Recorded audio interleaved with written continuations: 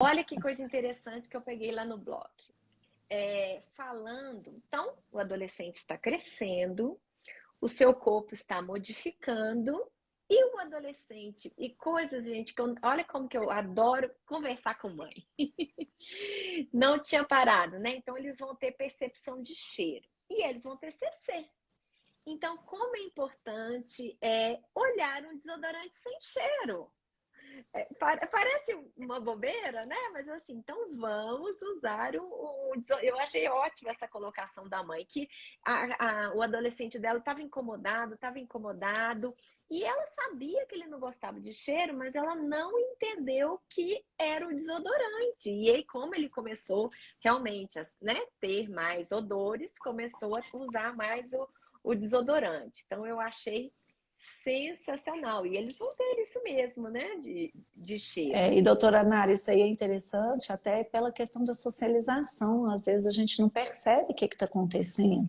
O adolescente, às vezes, num momento lá, por exemplo, que tem vários outros adolescentes ao redor, a depender do ambiente, gente, porque ele tem essa alteração sensorial. Então, olfativa, de calor, de frio, de barulhos, não é? Então, assim, é importante a gente perceber isso, porque às vezes você está numa festa, por exemplo, os adolescentes estão felizes, dançando, e ele está mais lá no cantinho e está ficando um pouco mais incomodado ao longo da festa, porque pode ser que ele deu conta daquele excesso de estímulos no início, porque quando eles querem muito, eles dão conta, mas chegou num nível que, tipo assim, né, igual o copo aqui, encheu, agora eu esgotei. E aí eu preciso de me afastar, porque é muito barulho, é muita luz, é muito estímulo. E às vezes a gente chega, não, vamos lá, você tem que ficar lá no meio das pessoas. Isso vale também para essa questão de cheiro. Tá um tanto de adolescente lá suado no jogo, não é? Então o outro adolescente que vai conseguir tolerar isso um pouco melhor, esse adolescente autista, ele talvez não vai ter tanto essa capacidade, essa estratégia, porque o cérebro dele, ele tem uma percepção muito exacerbada de estímulo ou uma percepção diminuída, né? Reduzida, um ou outro. E aí esse cuidado, tanto para o over quanto para o mais baixo, que também às vezes é aquele adolescente que vai machucar-se e vai falar, não, não tem nada não, mas está com hematoma grande na perna, está com edema, está inchado. Então essas questões sensoriais e a questão da alimentação também.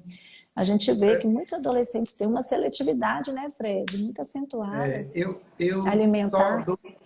doutora Liu e doutora Nara, assim, achei muito interessante essa questão do desodorante.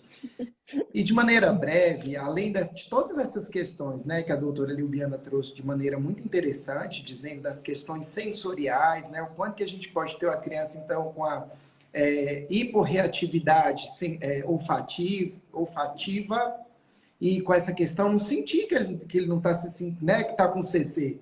Então, o que eu gostaria de dizer é que, além dessas questões sensoriais, a gente deve lembrar que na adolescência o cérebro está passando por uma modificação de adaptação de esquema corporal e também de autoimagem, né? A gente está falando de um período onde o corpo está desenvolvendo amplamente, né?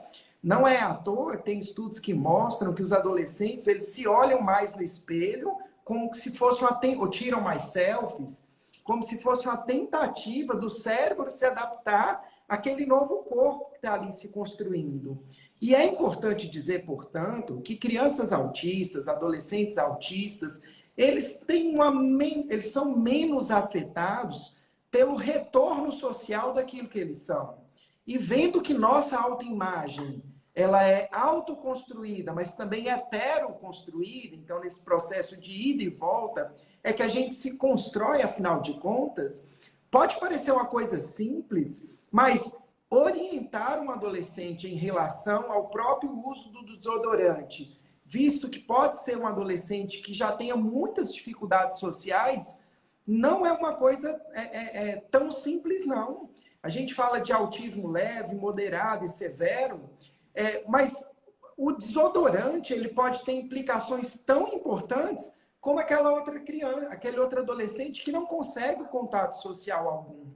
Então, eu gostaria de dizer que esses apoios discretos, eles são muito importantes para socialização no momento da vida em que o grupo é tão importante, que os amigos são tão importantes. Então, para uma melhor socialização, esses apoios sutis terão grandes impactos na adolescência desse adolescente autista.